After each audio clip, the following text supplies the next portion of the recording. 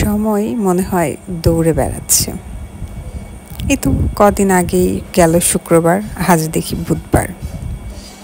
সপ্তাহ কিভাবে চলে যাচ্ছে, দিন কিভাবে কেটে যাচ্ছে, মাস কিভাবে পার হয়ে যাচ্ছে, একদম চোখের সামনে যেন ধুলি দিয়ে দিলে যেমন হয় ঠিক তেমনই।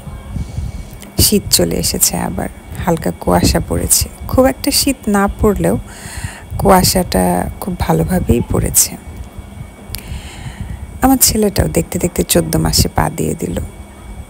সময় কিভাবে চলে যাচ্ছে। এই তো সেদিন পেটের ভেতর নাড়াচাড়া করছিল, সেই মাসুম বাচ্চাটা পৃথিবীতে এলো, তাকে স্পর্শ করলাম।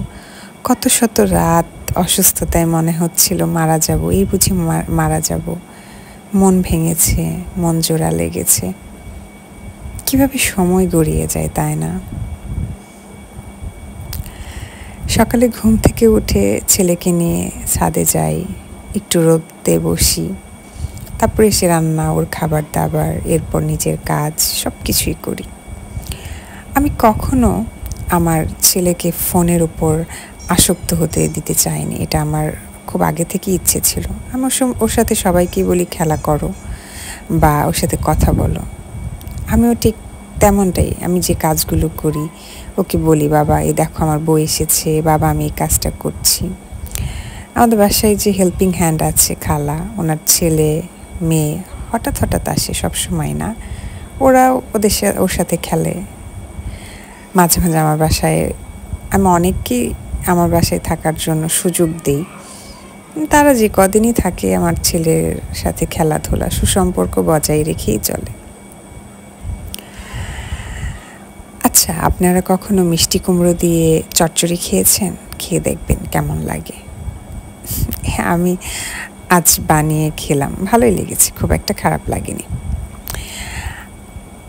আমার মাঝে মাঝে অন্যের অনেক কিছু ভালো লাগে, কিন্তু সব কিছু ভালো লাগে না। যেটা আসলে আমার রুচিবোধের সাথে বা আমার মনের সাথে যায়, যে দেখি এই কাজটা করা যায় কেন। এই রেসিপিটাও ওই রকমই, অন্য কারো কাছ থেকে ধার করে শেখা। আমার দাদিকে আমি দেখিনি, আমার নানিকে আমি দেখেছি, এবং যে সময়টা ওনার কাছে কিছু শেখার ছিল সেই সময়টায় একটা দূরত্ব, ওনার বয়সের কারণে, অসুস্থতা, আর ওইভাবে হয়নি যে এই রান্নাটা আমি আমার নানি বা দাদির কাছ থেকে দেখে শিখেছি বা করেছি, এরকম হয়নি কখনো। যা শিখেছি সেটা বলা যায় নিজে নিজেই। হ্যাঁ, নিজে নিজেই।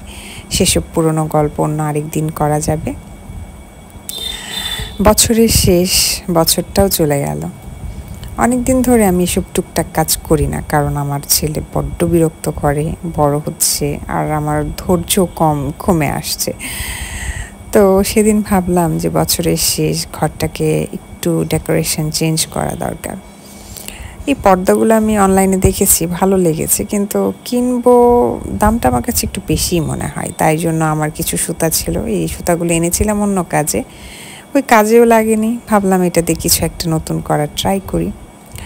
আমি আরও কিছু ডেকোরেশন চেঞ্জ করব, আস্তে আস্তে আপনাদের সাথে সব শেয়ার করব।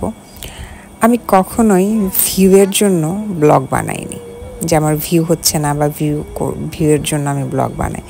আমি ব্লগটা বানাই মূলত আমার ভালো লাগা থেকে, এবং এটা আমার প্রফেশন। আমি এই কাজ করেই যাব, সফলতা যখন আসবে আসবে, কিন্তু আমি পরিশ্রম করে যাব, একটা না একটা সময় আমি সফল হবই। আজ ভিউ নেই বা আজ আমার ভিউ হচ্ছে না দেখে আমি এটা করব না বা এটা নিয়ে মন খারাপ করে থাকবো না। আমি চেষ্টা করব, পরিশ্রম করব, এক না এক সময় আমি ভালো ফসল পাবই। কেমন লাগলো আমার এই ডেকোরেশনটা? ধাপে ধাপে আরও অনেকগুলো ডেকোরেশন শেয়ার করব বছরের শেষে আমার ঘরের। ওই পর্যন্ত সবাই ভালো থাকবেন, সুস্থ থাকবেন, আমাদের পাশে থাকবেন, আমার ছোট্ট বাচ্চাটার জন্য দোয়া রাখবেন। আর লীলাবতীর সংসারকে বন্ধুদের সাথে শেয়ার করতে ভুলবেন না। আমাদের ফেসবুক পেজে চাইলে চোখ রাখতে পারেন, সেখানে আমার ডেইলি ব্লগ যায়। সবাই ভালো থাকবেন, টাটা।